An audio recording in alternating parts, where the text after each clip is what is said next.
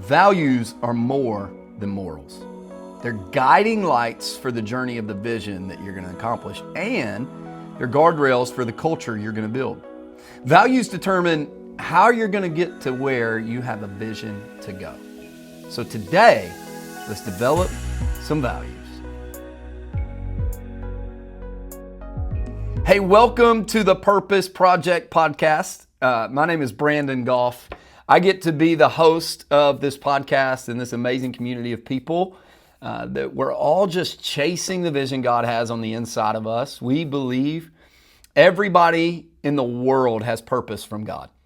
And my goal with the Purpose Project podcast is to be a coaching tool, to challenge, inspire, encourage, and even develop over time the purpose God has on the inside of us. I want to help you get to everything God has for you. And so I'm really, really glad you're on this podcast today as we begin to do that. I'd love to ask for your help at the beginning.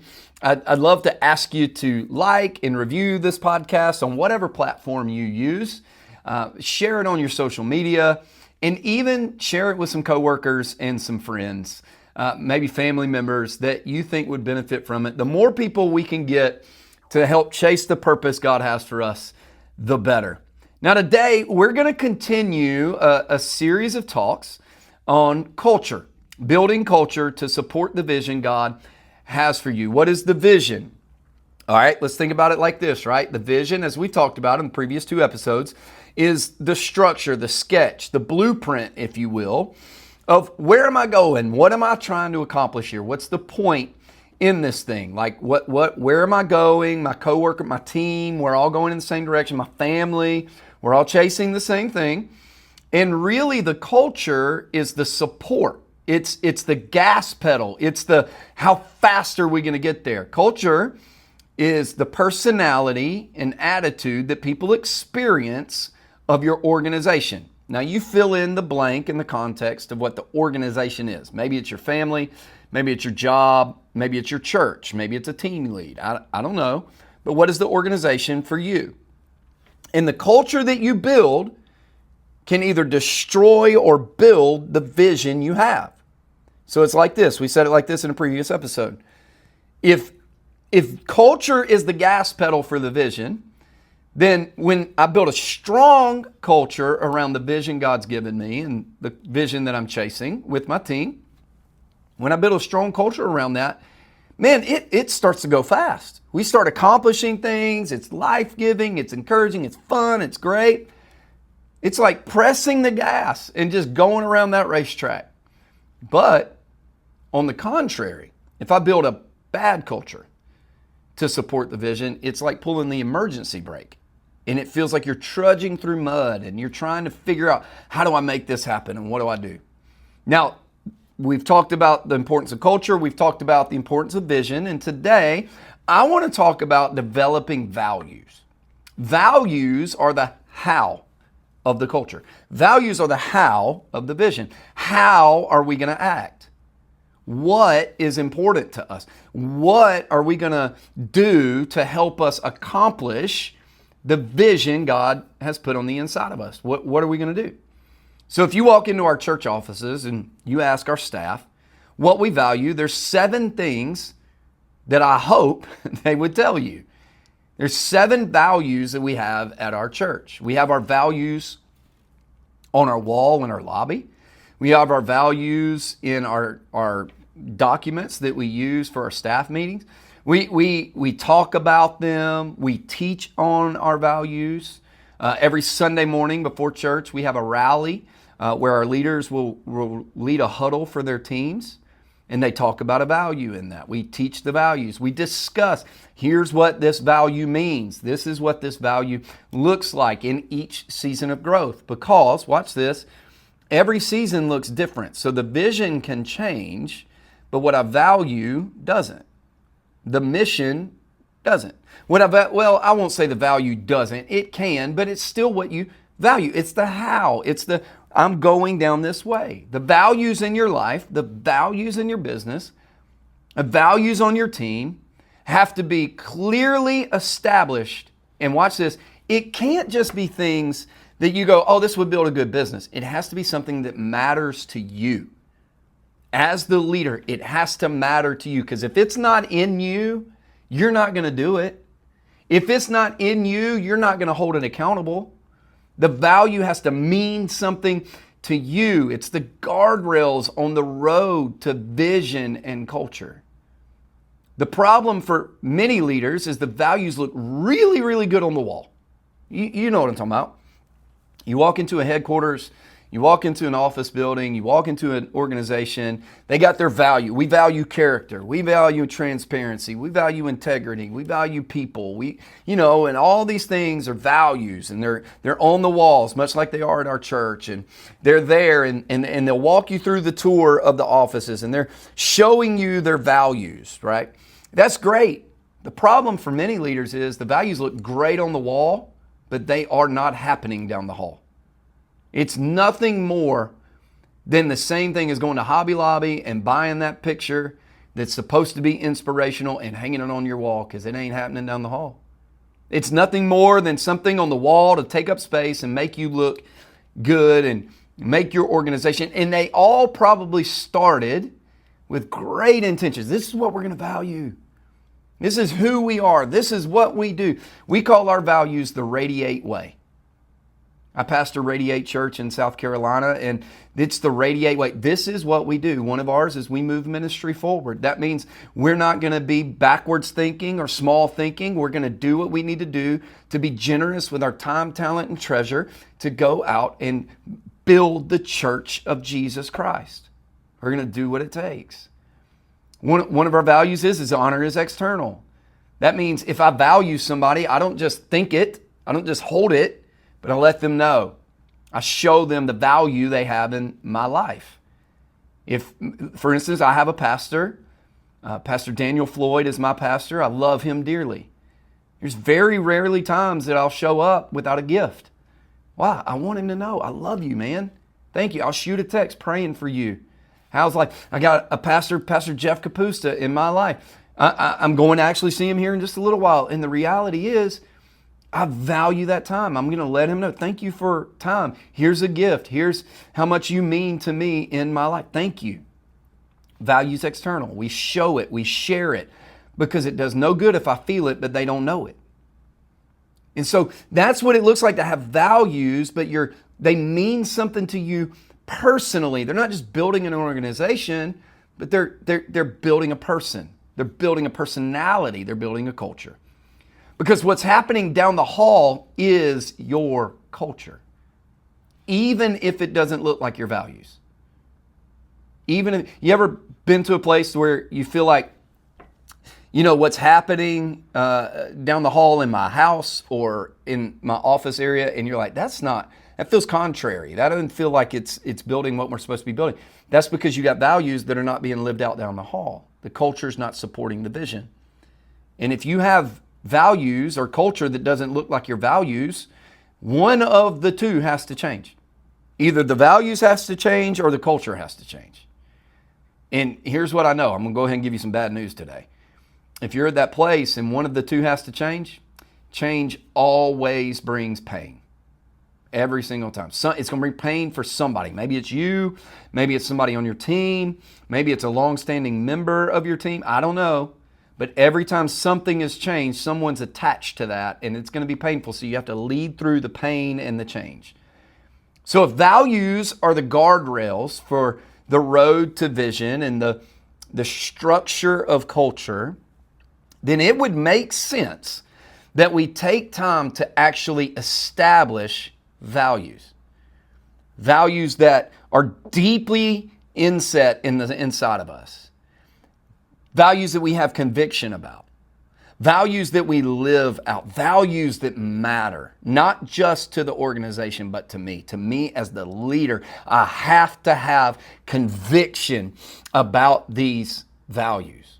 All the values at Radiate Church are phrases, and they're good phrase. Like one of them is we get after it. That means it's twofold. It's an honor to a former staff member here who tragically passed away a couple years ago. That was his favorite phrase. But it's also, we're going to put in the work. We're not going to short circuit the progress in the process. We're going to get after it. We're going to put in the work for what it takes to do what God's called us to do. Right? I'm going to establish the values. They have to be deep down inside of you. They have to mean something. They have to be something you live out. They have to be something you have conviction about. They can't just be good phrases.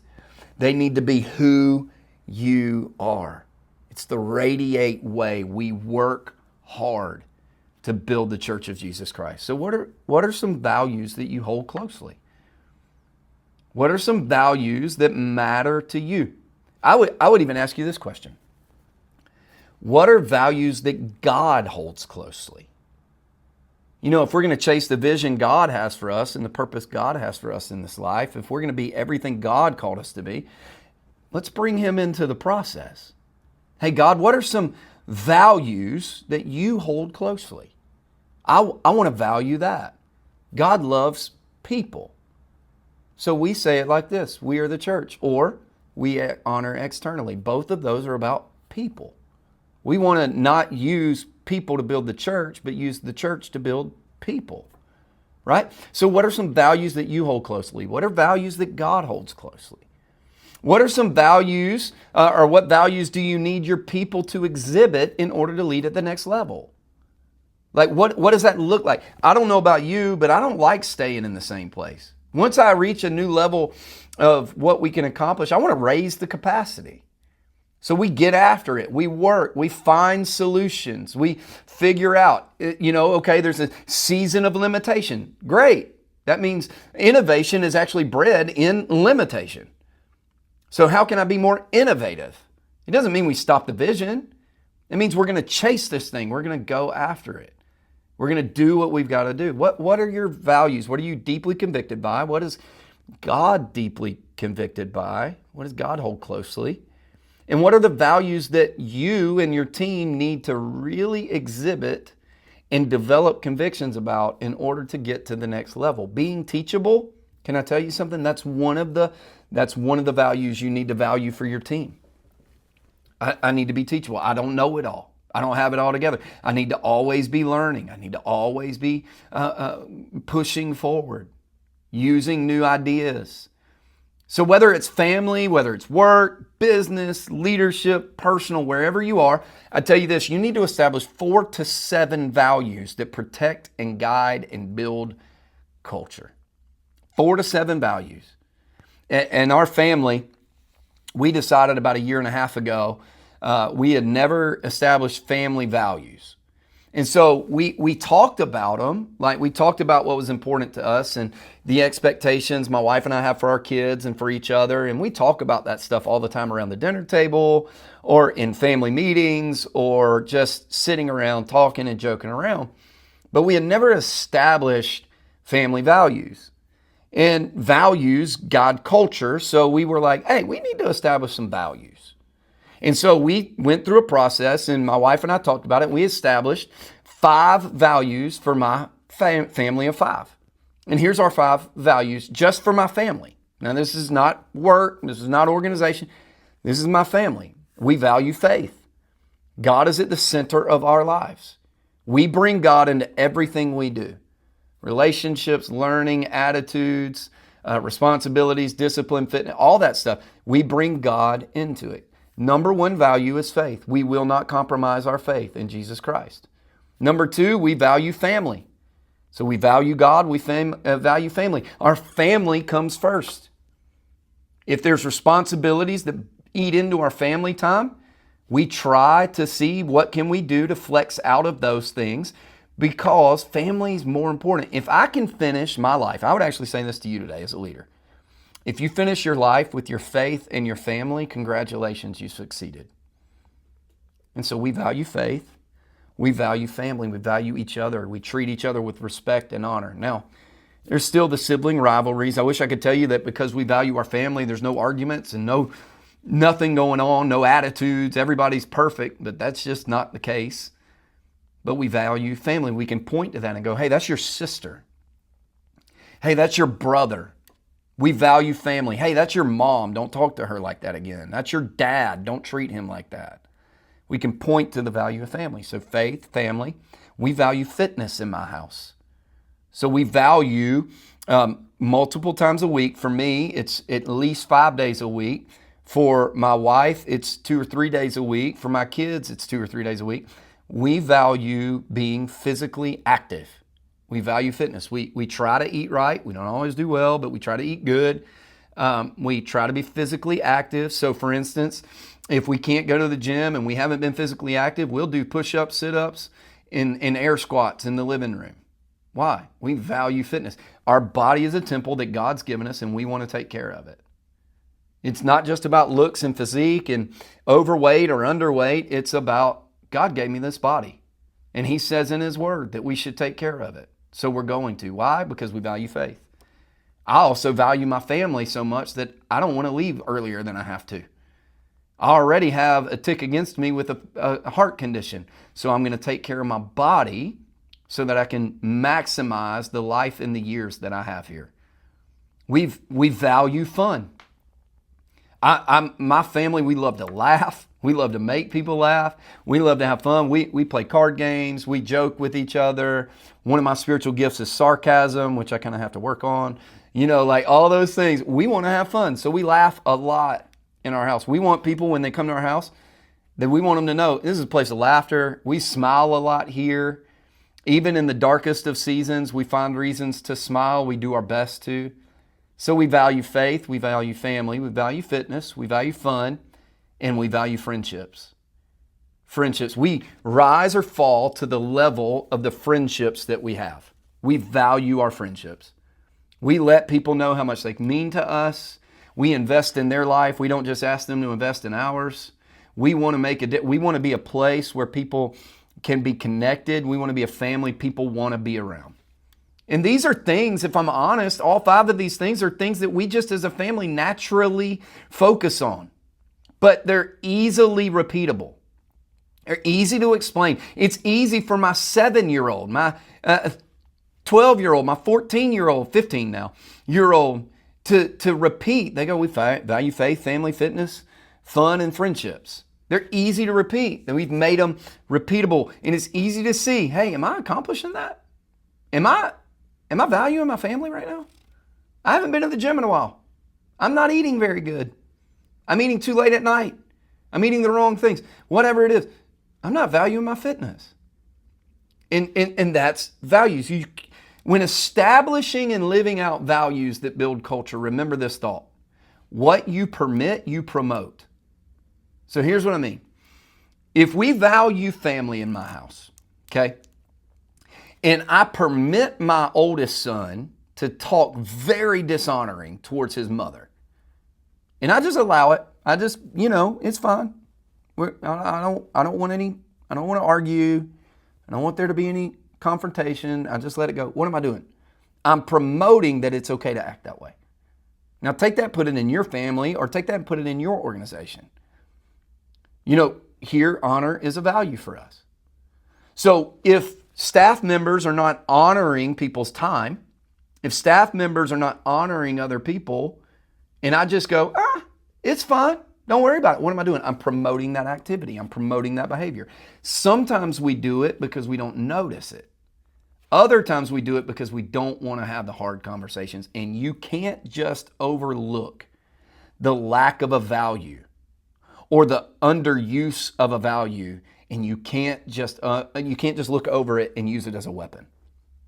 You have to correct and reset it when it happens. You got to have the hard conversation. You got to look at people and go, no. That's not the Radiate way. That's not the Golf family way. That's not what we're doing here. And so what I want you to do is develop 4 to 7 values for your organization, family, for yourself, that are deep convictions for you that God holds closely, and be bold enough to allow them to get deep on the inside so that you can teach them, so you can correct them, so you can reset them, and so that you can hold your team or your family accountable to them. This is what it looks like.